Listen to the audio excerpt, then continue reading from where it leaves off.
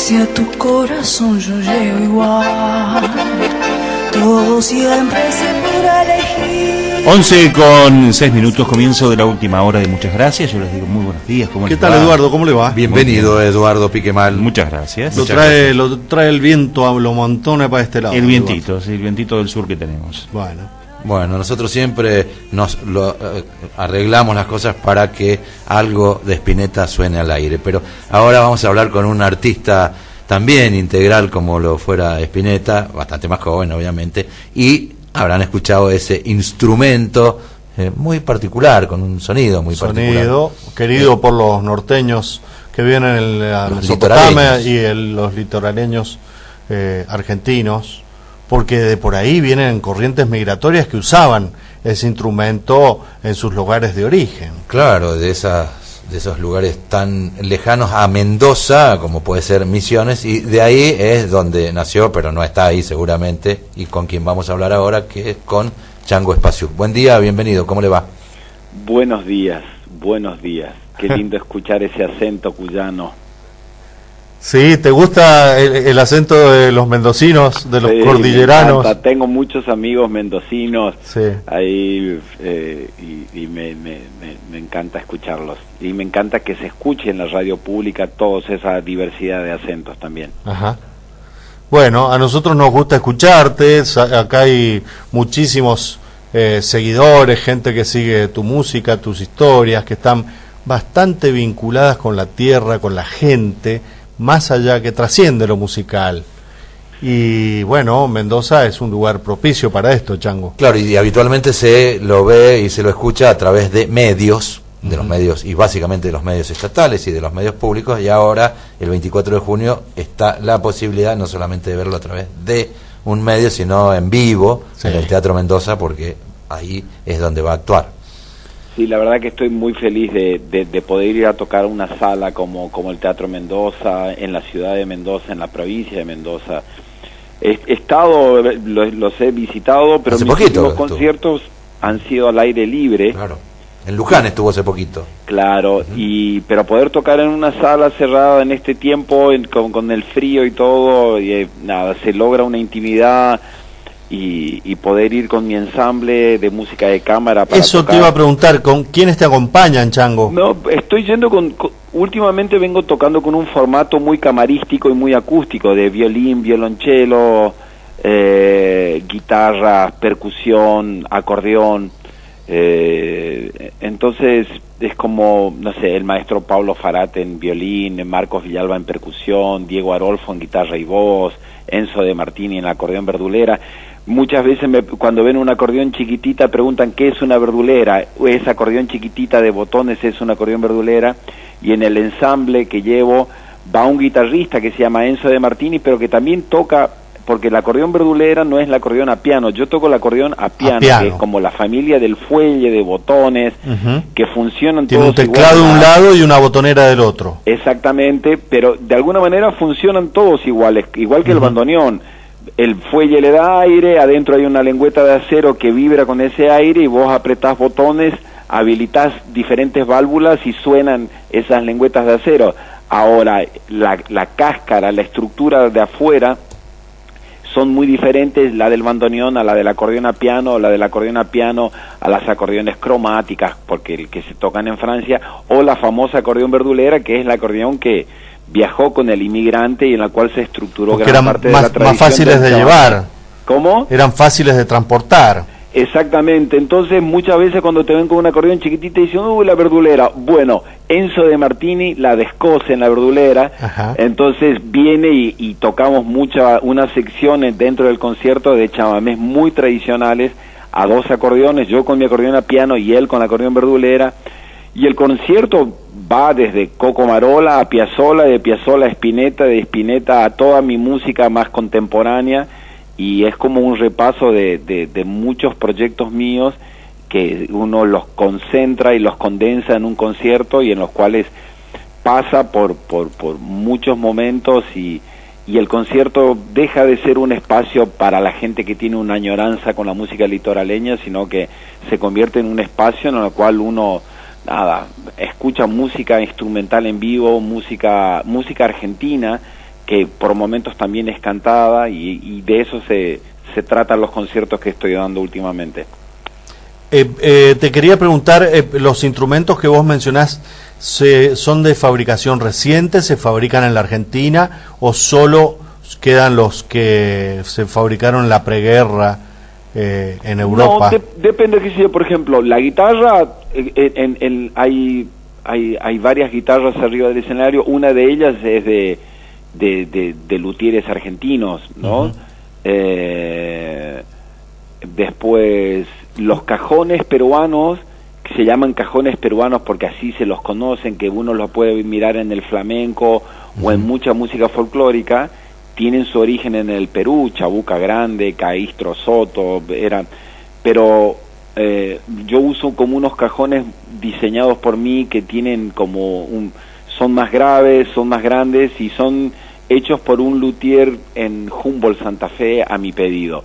Como diciendo, había un luthier en Santa Fe que me decía, Chango, quiero hacerte un cajón. Y le digo, me insistió tanto que le dije, ¿querés hacerme un cajón? Tenés que hacerme un cajón así, con esta característica que yo había visto en Alemania, girando, y copié el diseño y se lo traje, y él me hizo, por lo general nadie toca ese modelo de cajón porque son... haciendo un cajón alemán en vez de un cajón peruano. No, sino que en realidad en el circuito de la música del mundo se tocan mucho los cajones peruanos de madera, pero hay en Alemania hay una marca que había desarrollado una gran variedad de cajones muy amplia, se llaman bass cajón, cajones graves de diferentes tamaños, y yo encontré un diseño que me llamó mucho la atención, que no se usa mucho acá, y entonces de es alguna el manera que querías. hice como porque fue en la época, en la transición en donde yo dejaba de tocar con batería de mi disco Chamamé Crudo y empezaba a tocar con un formato acústico en mi disco Tarefero de mis pagos.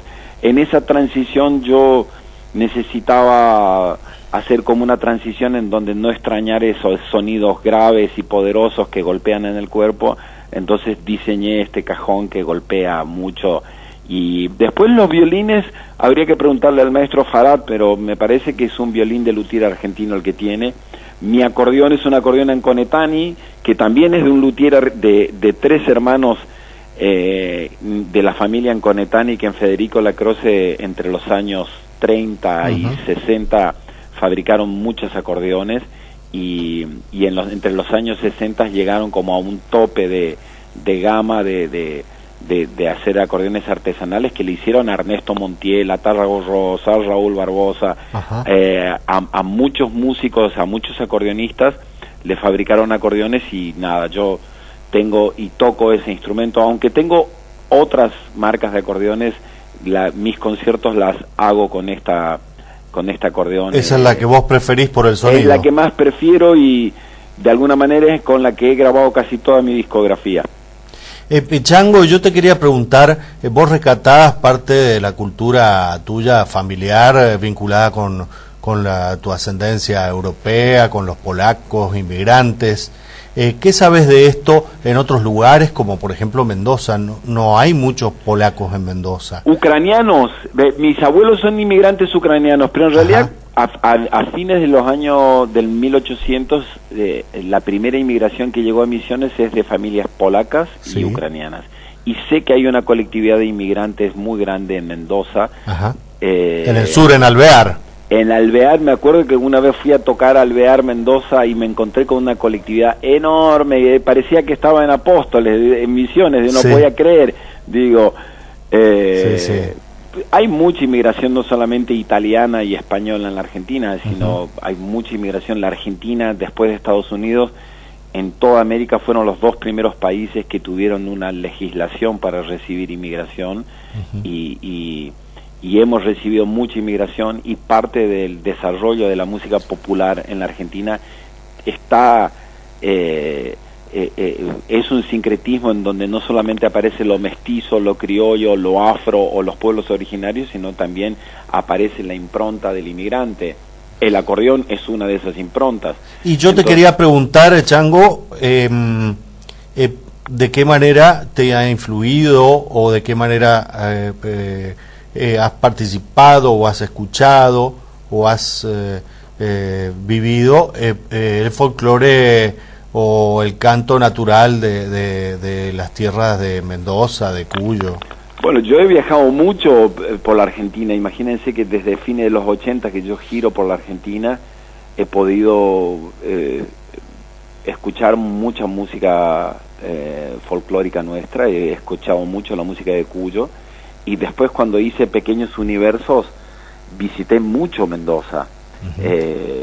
Y hice capítulos dedicados a la tradición de las cantoras de Malargüe.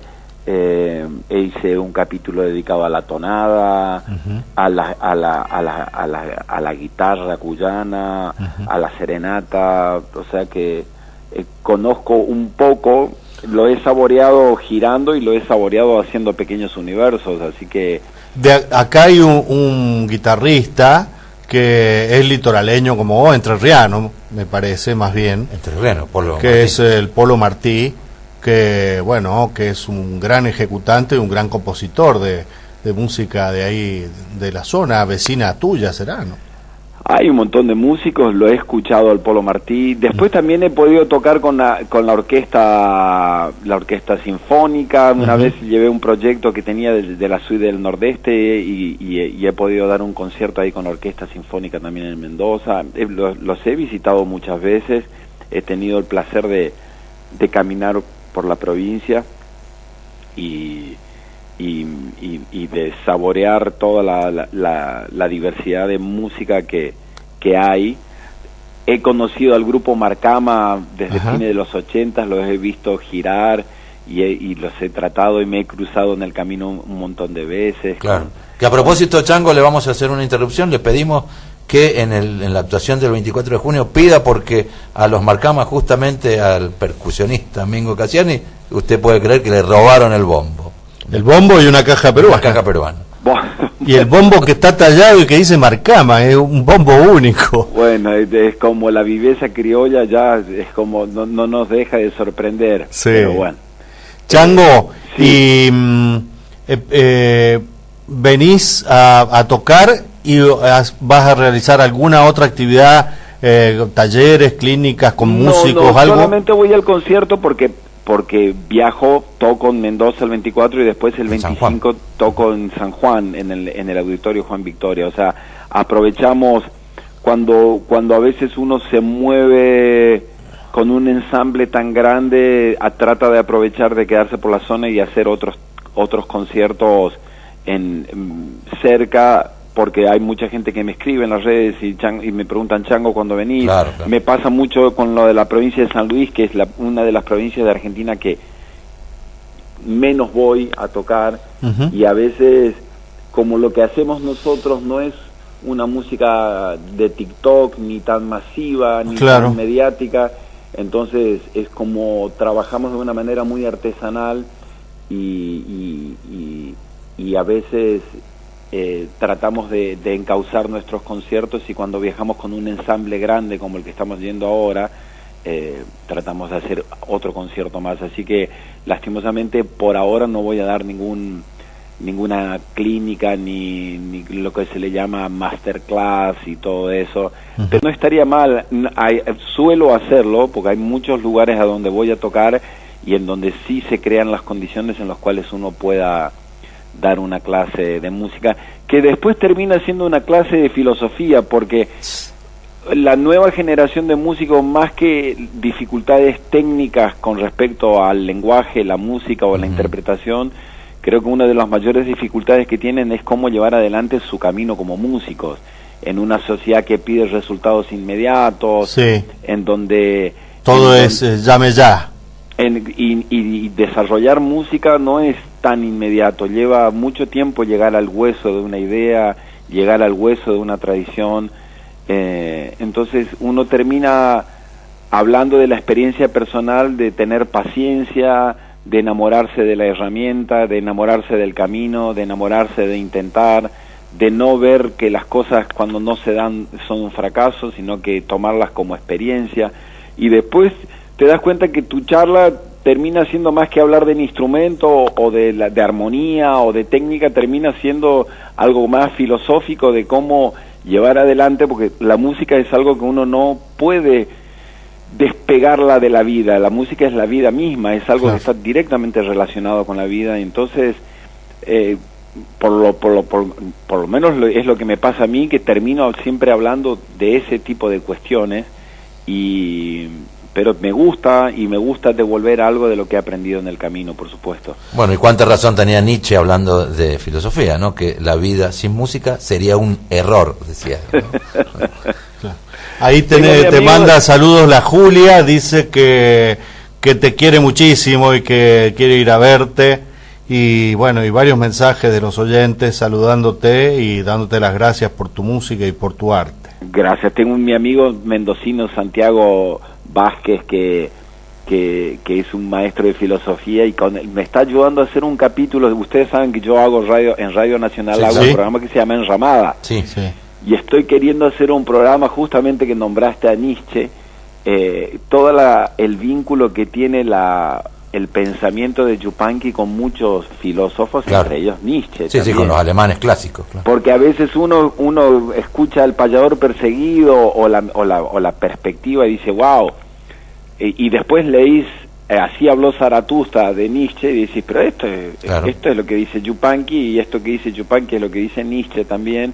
Es muy interesante, entonces estoy investigando a ver si podemos hacer ahí como algunas analogías. Y sería bueno también indagar sobre los filósofos de acá, ¿no? Como es el caso de Roy, como es, bueno, algunos casos de consagrados filósofos que lamentablemente no se conocen demasiado en Mendoza.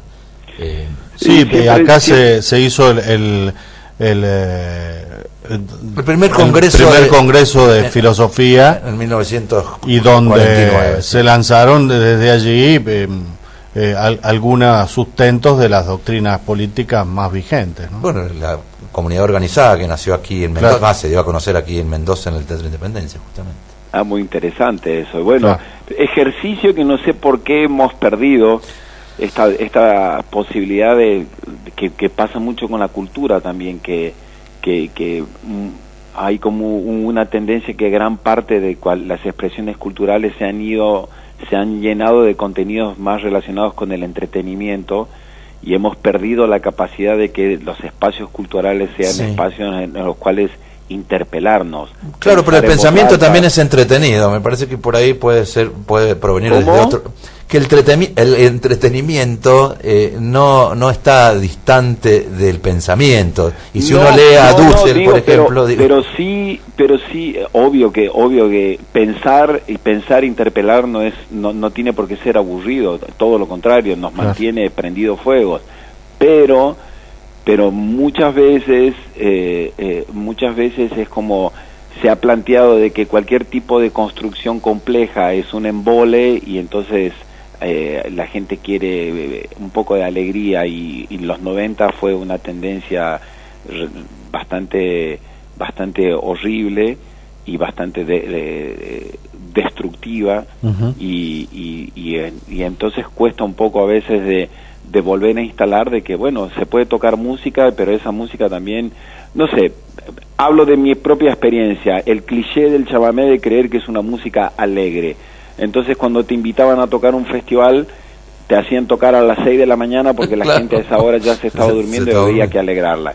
Y se pierde la perspectiva de la tradición del chamamé como un yeroquiño en boé, como un rezo que se baila, como una música sumamente compleja en donde converge lo barroco, y un montón de elementos sumamente espirituales y complejos, y entonces no es una música tontamente alegre, es una música sumamente compleja y una tradición en donde aparecen un montón de otros rostros.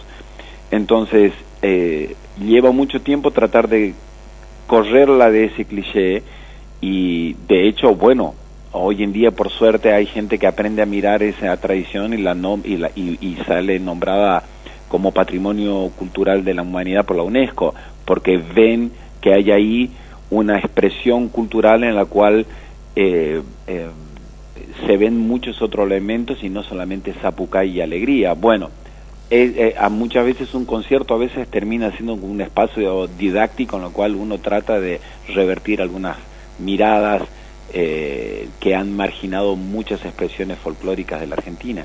Chango, los jóvenes, los pibes, las pibas que se acercan a la música en otros lugares que no es tu pueblo, que no es las cercanías mesopotámicas, ¿se interesan por el chamamé, por la música litoraleña? Sí, hay toda una generación que muy comprometida con la música, que aprenden. Por eso digo, siempre me termino encontrando de que conocen los lenguajes, que aprenden sus instrumentos, que quieren desarrollar sus proyectos, pero que siempre sus obstáculos más difíciles tienen como un cuero un poco más frágil y más vulnerable en cuanto a las expectativas que hay afuera de ellos, y entonces por ahí lo que hay que fortalecer en los jóvenes es simplemente su capacidad de frustración, como que inmediatamente sienten, por ahí a lo mejor no nací para esto, qué difícil que es, cuando para nosotros era mucho más difícil todo. Uh-huh. O sea,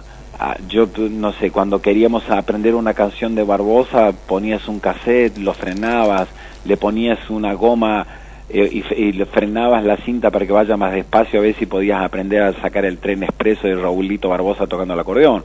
Hoy en día lo puedes mirar en YouTube, le puedes mandar un email, le puedes hacer una videollamada y le decís, me lo puede enseñar dedo por dedo tal vez, desde un teléfono. O sea, hay muchas más herramientas como para aprender muchas cosas, pero posiblemente esas dificultades que tenían nos hacían ser como más pacientes y tener una capacidad de aceptación y el cuero un poco más duro. Pero bueno, hay de todo. El palo siempre tiene dos puntas, y en donde las cosas son más fáciles siempre hay algunas cosas un poco más difíciles y viceversa. Pero sí, hay muchos jóvenes que están muy interesados por mucha música, vieron lo que es el resurgimiento de las orquestas de tango tocando tradicional, con mujeres tocando el bandoneón, hombres, arregladores, orquestas típicas. Eso es todo como un impulso de los jóvenes, y que es sumamente admirable. Bueno, un placer charlar este ratito, Chango, y esperamos verte pronto cuando visites Mendoza. Y vamos a escuchar uno de los otros temas que seguramente van a interpretar en el Teatro Mendoza, que le decimos a Chango Espaciú que está exactamente de espalda con los estudios de Radio Nacional Libertador. Así que vamos, para no pagar entrada, vamos a poner la oreja sobre la pared. Y como los ladrones del Banco Río, vamos a hacer un agujero para llegar al escenario del teatro. Hablando del banco, una vez hicimos un concierto en la Casa Central del Banco Nación en la ciudad de Buenos Aires hace muchos años, y de golpe en el segundo tema el guitarrista se le había desafinado la guitarra, uh-huh, y tardaba mucho en afinarla para tocar la siguiente canción. Y a mí me llamaba la atención de que tardaba tanto en acomodar la afinación de su guitarra. Entonces terminé diciendo, lo que pasa es que nunca habíamos tocado arriba de tanto dinero, dije yo. Bueno. Y con respecto a los jóvenes, me acuerdo que hace poco leí una carta que escribió José Asunción Flores, el gran compositor de la guaraña del Paraguay, que él escribió que la victoria siempre es de la juventud. Entonces, que siempre hay que apostar a los jóvenes con su entusiasmo, con sus búsquedas, con sus luchas, y yo soy un enamorado de la juventud. Me siento joven, pero tampoco soy tan joven. Sí, pero siempre, algunos nos ha pasado, pero admiro profundamente ese entusiasmo, y estoy siempre a disposición de ellos para alentarlos a que se lancen al precipicio de sus propias búsquedas. Así Bien. Que nada, gracias por la llamada, la oportunidad de charlar con ustedes. Un abrazo enorme a toda la audiencia, y los espero el 24, gran concierto, y bueno, y ustedes escondidos ahí robando un poco de música. Bueno, ¿cómo no? Muchas gracias. Gracias, Chango, querido. Chango Espaciú. Un abrazo enorme. 24 de junio en el Teatro Mendoza, en el bonito Teatro Mendoza, en la calle San Juan. Ahí va a poder verlo en vivo. Aquellos que lo pudieron ver en Feriagro, en Luján, ahora lo van a ver en este lugar tan bonito, además tan cálido, ¿no? Sí.